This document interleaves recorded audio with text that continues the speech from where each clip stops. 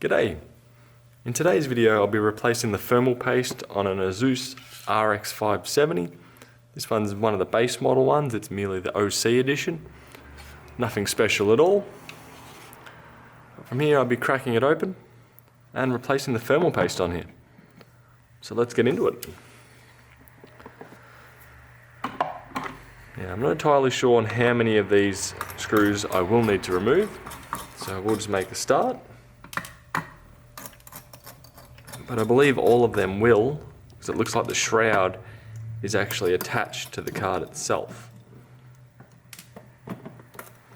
Goodbye warranty. Being over 2 years old, I doubt it's still valid anyway.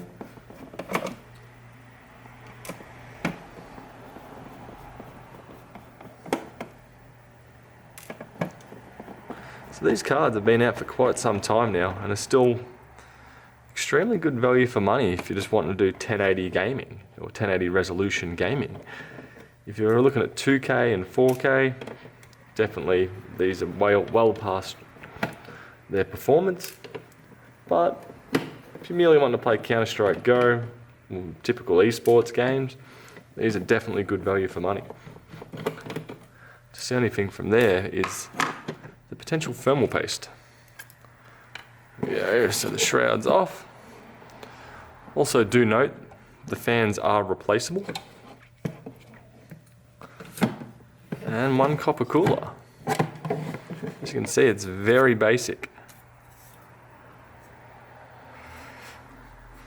So I'm going to focus on the fans for a bit longer. I just want to get the model numbers off there for you guys. I will take one of them out. If I can disconnect it. There we go. Move the board out of the way. And it looks like we are attached from the top here.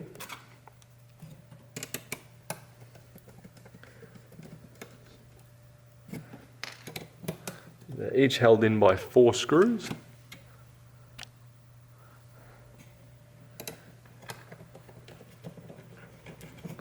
These fans themselves are running perfectly fine. There's a little bit of damage to that fin there, but it's alright.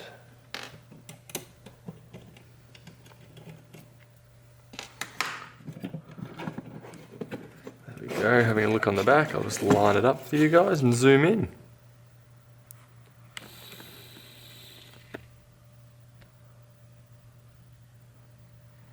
That's a 12 volt 0.5 amp fan,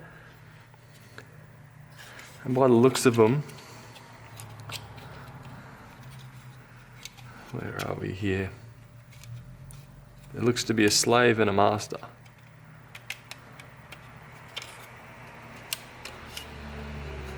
Going by this connection. Now I will attach that fan before I proceed. Just again, 4 screws.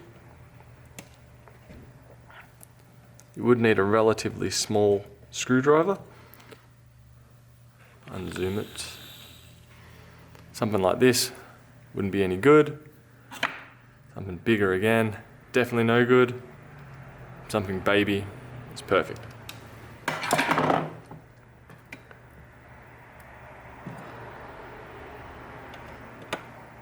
So this particular one I picked up second hand for around 150 AUD, which I think roughly would convert to, I think, about 100 to 110 USD. So I found decent value for money, and this is just going into a budget machine that I'm putting together, which has a Intel i5 6500 in it, 8 gig of DDR4, 21 and 33, and dual channel. So it's not exactly the most fastest machine out there in the world, but it would still be perfectly suitable for quite a few people. So now I'm going to use some isopropyl. I'll let it soak on the chip for a bit to begin with. I probably will need to go over that with a tweezer or a plastic pry tool.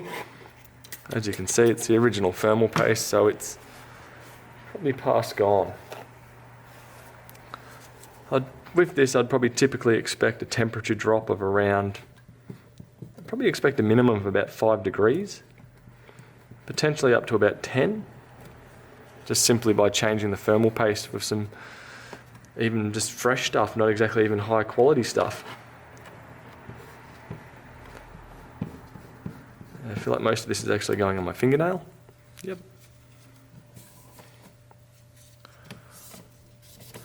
You want to avoid getting any of that on the board itself. Not that it's conductive, it's just that it produces hot spots on the board. There we go. One cooler done. As you can see, the cooler itself is relatively clean. No real dramas there.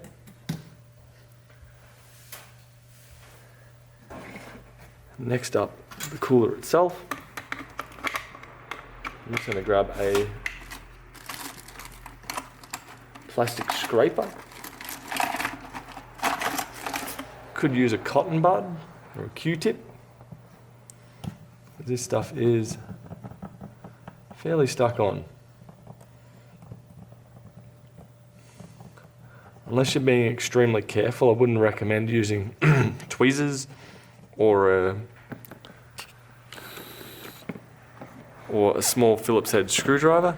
I just find that the chance of damaging something down here is fairly high, and you definitely don't want to knock one of these off.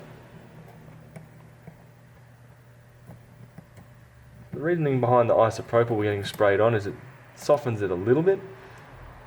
If it was actually still semi-liquid, I'm not sure how you want to describe it, tacky, the isopropyl would almost dissolve it to the point that you could just wipe it nice and easily with a cloth. But don't have this luxury right now. I'll just try and clean off what I can without dropping it everywhere.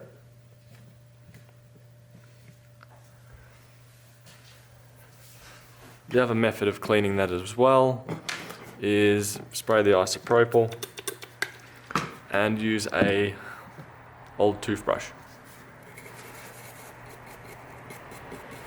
And from there you can just hopefully break it down enough that it's almost liquid anyway.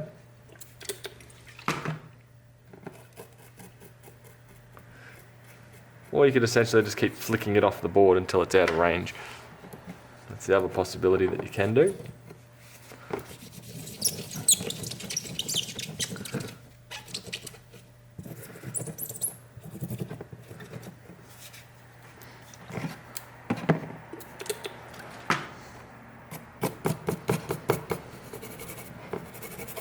Personally, it's been a while since I've actually owned a desktop computer. Mainly I've been using gaming machines just due to lack of space.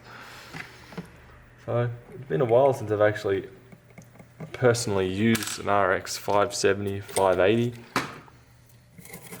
Most of the machines I've been using at the moment have all been GeForce cards of some variety, mainly due to them being the most predominant laptop ones out there. There we go. Dry this up. Spread out the isopropyl to dry it.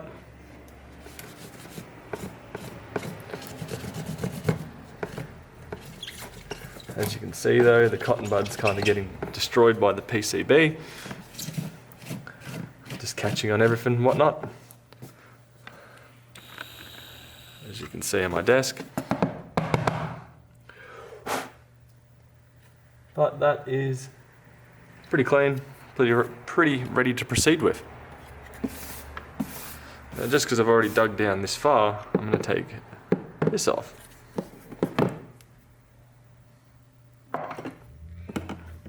If you're going to the effort to get to here, you might as well fully check it out.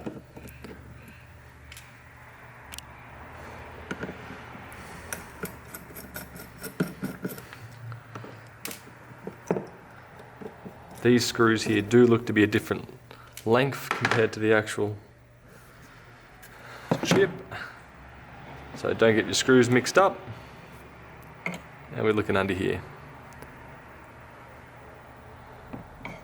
So we're looking a bit toasty. but it is still looking a bit wet, so I'd say that thermal pad still has some life left in it. So I'll put that back down, screw everything back into place, and replace the thermal paste from here. If you do find that thermal pad there doesn't look, probably the best way I would describe it is oily. If it looks dry and brittle, and you feel it doesn't have like a waxy kind of coating to it, from there I'd probably attempt to get your hands on some more of that to replace it. And in good condition, it should have a wettish look. There, that's not lining up. Nope.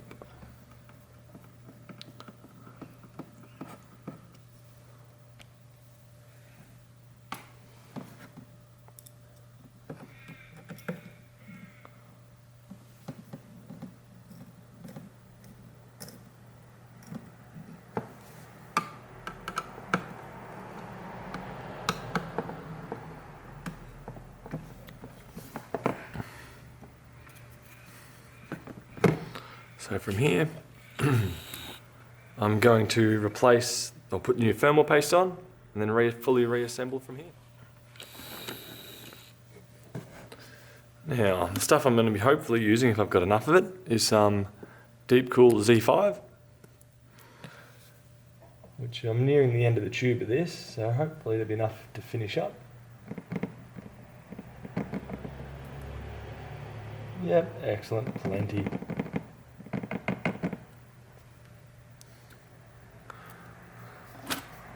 Now I know that all the thermal paste perfectionists are going to bitch and whinge about this, but to me that is an ample amount. And the ones that say you need to spread it out, yes, but also simply just pushing on the cooler is going to do the same thing. So I'm just going to do that now. Line it up. Push down. Remove for the reveal. As you can see, that's perfectly fine. Got a little bit of wave here, but that doesn't really matter. And then from here, we'll line up the cooler once more. Now you shouldn't have to worry about putting on the fan first, just because the connector is still exposed over here. So that shouldn't be necessary. You can do it if you want, but I'm not going to worry about it for now. I just want to get this cooler mounted so I don't end up with thermal paste on my fingers. I have the joys of a magnetic screwdriver.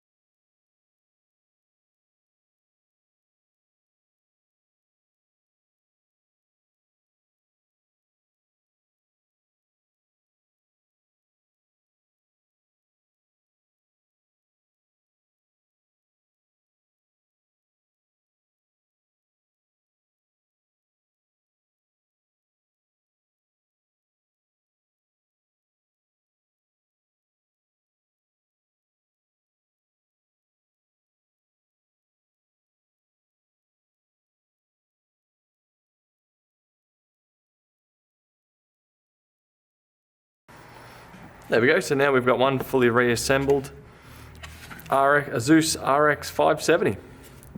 So from here it should be right, dropping a few degrees, and yeah, done. Hope that helps you. Catch you in another one. Bye.